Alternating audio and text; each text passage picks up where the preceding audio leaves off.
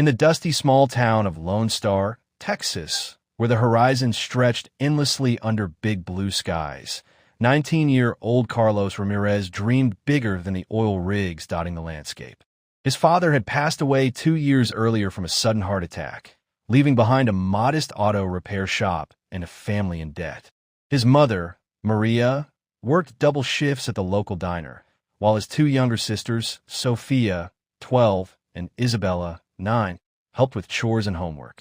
Carlos was the man of the house now, and he vowed to turn their struggling garage into something more, a network of shops that would make his family proud and secure their future. The old shop, Ramirez Auto, sat on the edge of town, a faded red sign creaking in the wind, tools scattered across a cracked concrete floor, and a single bay that could barely fit a pickup truck. Business was slow. Farmers and ranchers preferred the shiny new dealership in the next county. Carlos knew he had to start somewhere. One scorching afternoon, he approached Mr. Harlan, the grumpy owner of the town's only parts supplier. Harlan was a tall man with grease-stained hands and a reputation for never trusting anyone under 30. "Mr. Harlan," Carlos said, wiping sweat from his brow, "I want to offer mobile oil changes and basic repairs. I don't have the cash to buy parts up front, but if you trust me with a small supply on credit, I'll pay you back every week with interest. I give you my word." Harlan eyed him for a long minute. "Your daddy was a good man, kid, but words don't fix engines. You got 1 week. If you don't pay, don't come back." Carlos was thrilled. He borrowed an old Ford van from a neighbor, painted Roadside Heroes Auto on the side in bold white letters, and hit the back roads. He knocked on doors at ranches, offered quick oil changes for $20, and fixed flat tires on the spot. At first, folks were skeptical. Why trust a teenager? But Carlos worked with a smile, explained every step, and never overcharged. Word spread. By the end of the week, he had enough cash to pay Harlan back and buy more supplies. The old man grunted approval. "Keep it up, kid." Carlos worked dawn to dusk.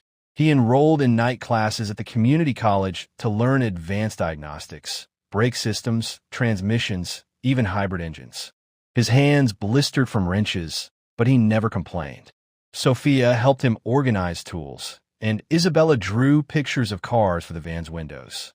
Maria brought home leftover pie from the diner to keep him going. Then came the first big test. A rival shop opened on the main highway.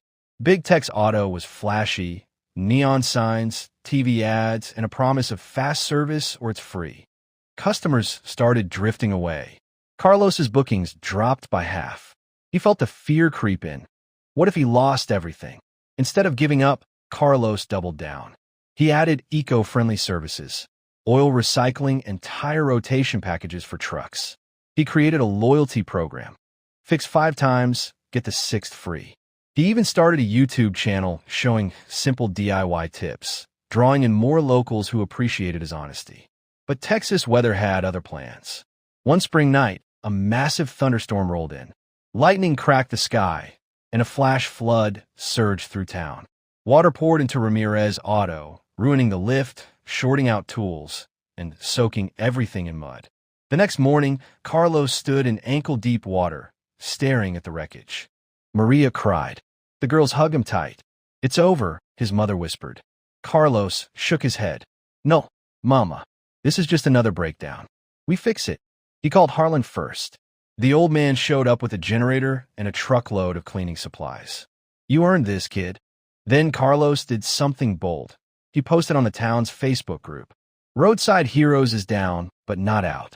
If anyone has a spare wrench, a shop vac, or even a few bucks for parts, we'll pay it back with free services. We won't let this flood win." The response was overwhelming. Ranchers brought tools. The diner donated coffee and sandwiches. A retired mechanic offered to help rebuild the lift. Even some customers from Big Tech's Auto chipped in, saying, "We miss your honest work, Carlos." For 3 months, Carlos worked out of the van and a borrowed barn. He slept little, but the family rallied.